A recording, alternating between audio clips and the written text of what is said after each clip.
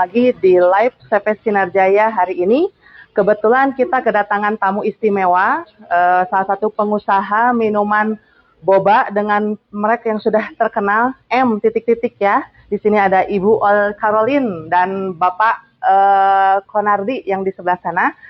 Beliau sengaja hari ini datang ke CV Sinar Jaya untuk melihat bagaimana proses dari Polentek BioBlend. Ya, Polentek BioBlend itu alat untuk menghancurkan sisa makanan dapur, sisa makanan dapur yang umum sehari-hari kita temukan biasa di kehidupan kita sehari-hari. Nah, kebetulan usaha Ibu Caroline atau Bapak Konardi ini banyak menggunakan bahan berbentuk boba ya. Kita tahu ya, boba ini adalah bahan makanan viral yang karakternya licin dan lengket. Nah, ini ya, dan ini kalaupun dimasukkan langsung ke saluran pembuangan, ini akan menjadi menyebabkan penyumbatan untuk di saluran pembuangan ya, kalau dimasukkan langsung ke wastafel pencucian piring. Dan ujungnya akan ada masalah di saluran pembuangan karena ini tidak bisa larut begitu saja. Jadi harus dibantu oleh si solusi cerdik, si solusi pintar zaman sekarang untuk mengatasi masalah sampah dapur ya, sisa makanan, yaitu Polentek BioBlend. Ya, gak tunggu lama, yuk kita lihat proses bagaimana cara Polentek BioBlend menghancurkan boba sebanyak ini dalam hitungan detik. Berapa detik kita lihat sudah running ya. Nah, dan hasilnya seperti apa?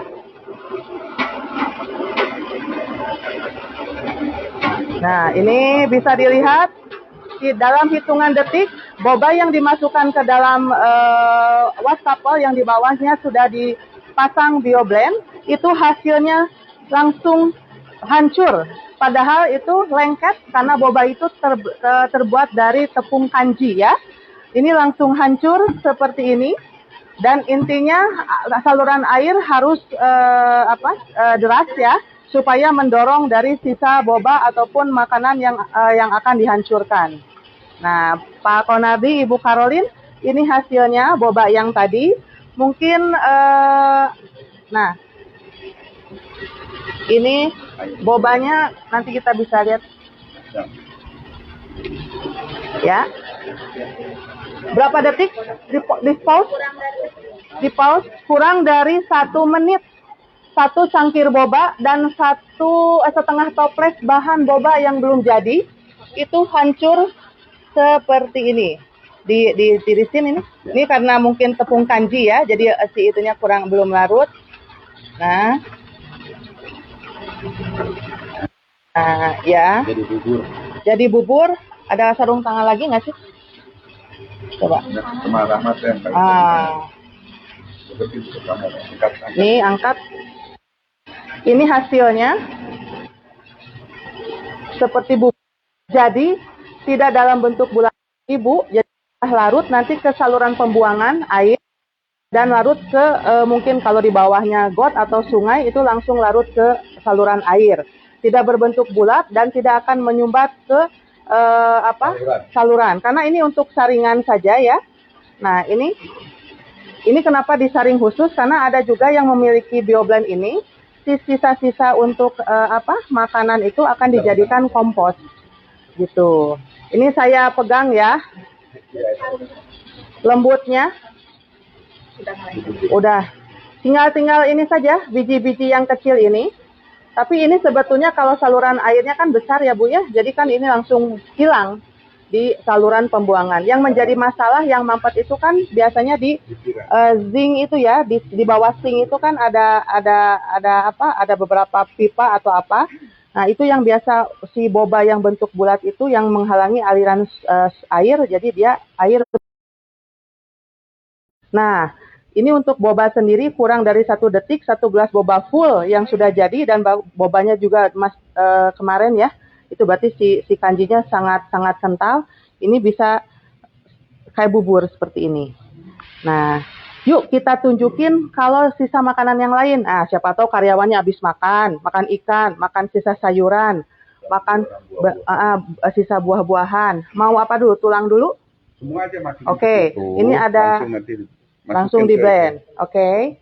Air, intinya air harus mengalir cukup deras ya, supaya mendorong si sisa makanan. Ini ada tulang telur, maaf, kulit telur, nggak apa-apa. Udah ketanggung pulang. Ini ada kulit telur, ada Semua tulang masukin ikan. dulu ke sini. Nah. Ya, tinggal ditusuk-tusuk nanti. Nah, ini ada tulang ayam. Nah, ini ada sisa sayuran ya, sisa sayuran. Waktu kita mulai dari nol lagi? Belum. 3, 2, Nanti. 1, 2. Yuk, mulai. Berapa sisa makanan atau sisa sayuran yang tadi ada tulang ikan, tulang ayam, sisa dari buah-buahan, sisa dari sayuran hijau, ada kulit telur juga, ada kulit jeruk. Kita lihat berapa lama bisa masuk dan melebur di bawah.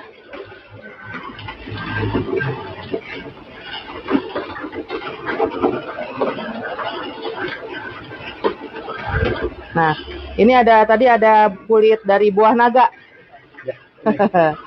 Hasilnya ya? Ini hasilnya. Bisa terlihat ke bawah? Ini hasilnya. Hasil dari tadi. Nanti terakhir tulang ayam terakhir, Mat.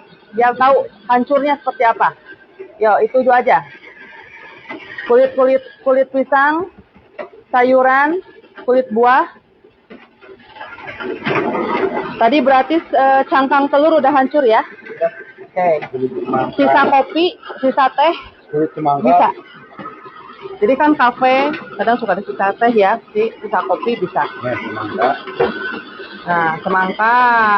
Oke, nih semangka itu pada licin ya, belakangnya bisa. Kan kita mungkin ada jual juga usaha jus. Nah, ini. Nah, sekarang kita lihat tulang. Nah, ini untuk pengusaha restoran, tulang ayam, tulang ikan, ya.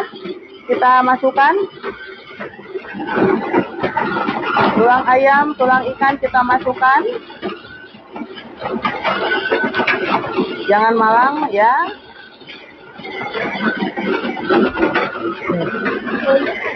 Saring. Nah, ada tulang jadi ada suaranya agak beda. Drut. Nah, ini tulang.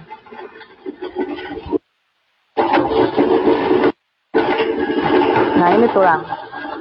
Nih, ini tulang, Bu. Ini tulang. Ini dari tulang ayam dan tulang ikan yang kita blend. Untuk maintenance, kita matikan motor, tetap hidupkan air, tutup salurannya sampai penuh supaya terdorong dengan air.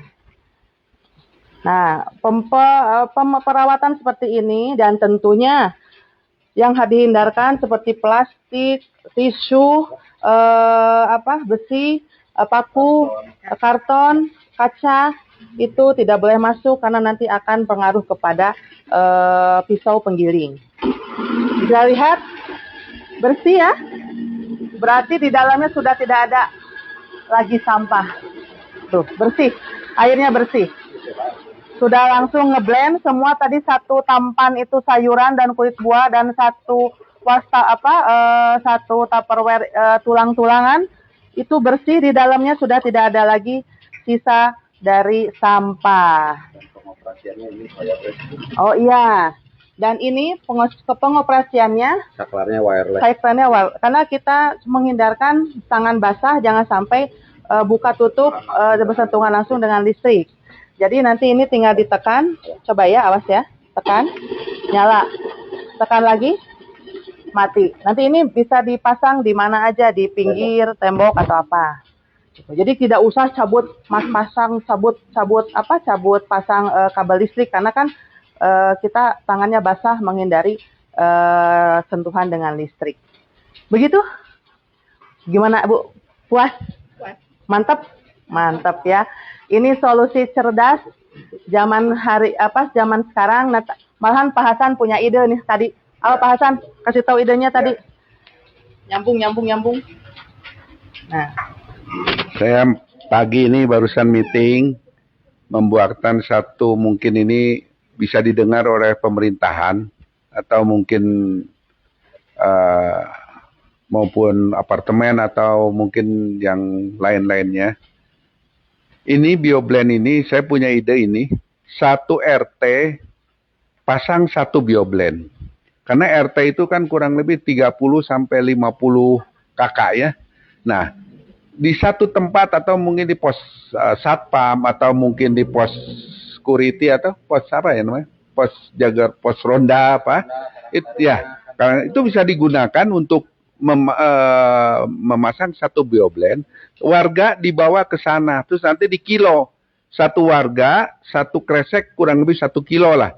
Ya, itu mungkin dengan biaya Rp2.500 aja, yaitu bisa di blend. Nah, setelah di blend ini, hasilnya bisa dibawa pulang boleh untuk tanaman, atau tidak pun mungkin ditampung sama petugas yang ada di sana. Nah, sehingga setiap RT itu sampah organiknya itu udah nggak ada, ya, udah nggak ada. Bayangkan aja, setiap RT nggak ada, otomatis di satu RW pun nggak ada sampahnya. Nah, kalau di RW nggak ada sampahnya, di kelurahan pun nggak ada sampahnya. Nah, sehingga mungkin dinas kebersihan, ya mobil pun tidak perlu banyak lagi. Dan yang lebih menguntungkan lagi itu apa? Sudah tidak ada lagi sampah ke TPA. Justru ini yang jadi masalah itu TPA. Sekarang setiap buka TPA kan masyarakat di sana protes, nggak mau kan ada sampah. Nah, jadi kalau di tingkat RT aja sudah dibersihkan, otomatis kan ke tingkat RW itu udah bersih.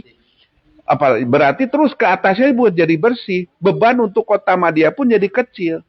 Coba bayangkan ini kalau se-Indonesia ya setiap RT-nya menggunakan mesin bioblend ini satu, ya, atau mungkin kalau dia, saya udah hitung, kalau satu RT 2.500, satu warga 2.500 aja satu kresek 1 kilo, ya, itu kalau 30 aja, 30 kakak aja, udah 1 bulan tuh menghasilkan 2 juta, 2.250.000 itu kalau sekilo, kalau 2 kilo kan beda lagi benar. Nah, kalau nanti dia ada untung bisa beli ini 2. Kenapa? Untuk serap 1. Nah, sehingga kalau toh ada trouble atau kebetulan pisaunya tumpul, itu masih ada 1 mesin lagi. Sedangkan ini kita spare part terjamin. Kalau pisaunya nanti tumpul, kita ada sedia daripada pisaunya, sehingga pisau ini tinggal dipasang, ya. Dan harga pisau ini tidak terlalu mahal, ya, kurang lebih 400 ribuan. Ya, itulah mungkin kalau ini digunakan oleh pemerintahan, ini insya Allah menjadikan satu solusi yang terbaik. Jadi walaupun kita punya program sungai mau bersih, air mau bening, dari RT-nya aja kita semua pada nggak tertib, bagaimana itu program itu akan jalan? Tapi kalau dari RT-nya semua udah bersih, otomatis kan pencemaran lingkungan sungai pun jadi akan lebih terurai seperti ini. Nah, inilah mohon mungkin jajaran pemerintahan bisa dijadikan bahan pemikiran. Satu RT, satu ini aja, ya. Nah, itu sudah bisa memberikan satu kontribusi besar untuk kebersihan daripada kota Bandung atau mungkin kota masing-masing di Indonesia. Ya, sekian mungkin, terima kasih. Assalamualaikum warahmatullahi wabarakatuh. Zoom.